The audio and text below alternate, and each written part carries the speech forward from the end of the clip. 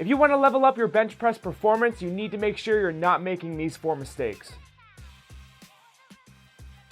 Hey, Ben from BarbellCoalition.com here. So we all love the bench press, right? It's the king of upper body exercises and tried and true when it comes to building elite levels of strength. As a coach, there are so many mistakes that I see new athletes make on the bench press that really hinders their performance. And if you're not bench pressing correctly, it's going to make it very difficult to make the gains that you want. So, let's fix some of those mistakes. The first mistake is having an improper grip. When it comes to the bench press, your grip on the bar is going to be very important because depending on where your hands are on the bar is going to determine what muscles are being worked. So let's say you're bench pressing with your hands about shoulder width on the bar. This would be the grip for a close grip bench press, and a close grip bench press is designed to put a lot of the work on the triceps. But if you're attempting a regular bench press to grow the size and strength of your chest, this narrow grip is going to make it very difficult for you. Now on the other hand, we can have a grip that's also too wide. If our grip is too wide, not only are we going to be placing a ton of stress on our shoulder joint, but we'll probably end up using mostly the shoulders to complete the movement. The best grip for a bench press is about a fist's width outside of your shoulders. The second mistake is flaring the elbows out. During the bench press, your elbows should remain at a 45-degree angle throughout the entire movement. Sometimes what we'll see with athletes when they get tired on the bench press is their elbows will move from that 45-degree angle to more of a 90-degree angle. Flaring the elbows out to that 90-degree angle is going to place a ton of stress on the shoulder joint and eventually lead to injury in that area. Flared elbows will also massively decrease the tension we're placing on our chest, and if we're not placing enough tension on our chest, it will not grow. And flaring the elbows also takes all of the stability out of the movement. So to keep sufficient tension on your chest and avoid shoulder injury, fight to keep your elbows at that 45-degree angle throughout the entire movement. The third mistake is bouncing the bar off the chest. One of the biggest contributors to strength and muscle growth is making sure that our muscles are spending increased time under tension. Now what's going to happen is if we're bouncing the bar off our chest during the movement, we're going to be losing a lot of that tension. In this way, we're going to be losing a ton of potential strength and power gains by using momentum instead of control throughout the lift. This would be cheating the lift and giving us a false sense of progress that we haven't achieved. This might lead to us increasing the load on the bar when we're not actually ready and risking injury. Your best course of action is to lower the weight to an amount that you can control throughout the entire range of motion so you can keep sufficient tension on the chest and grow. The fourth mistake is not engaging the shoulder blades. I've saved the number one mistake for last. This is without a doubt the number one mistake that I see on the bench press. Most times we'll see athletes bench pressing with their backs completely flat on the bench. Instead, what they should be doing is squeezing the shoulder blades as much as possible, setting them down and back, and putting a little arch in the back. What this is going to do is massively increase the stability of the movement and also decrease the risk of a shoulder injury. A lot of rotator cuff injuries happen on the flat bench press because lifters are not setting their shoulders down and back. If I don't set my shoulders down and back and puff my chest out,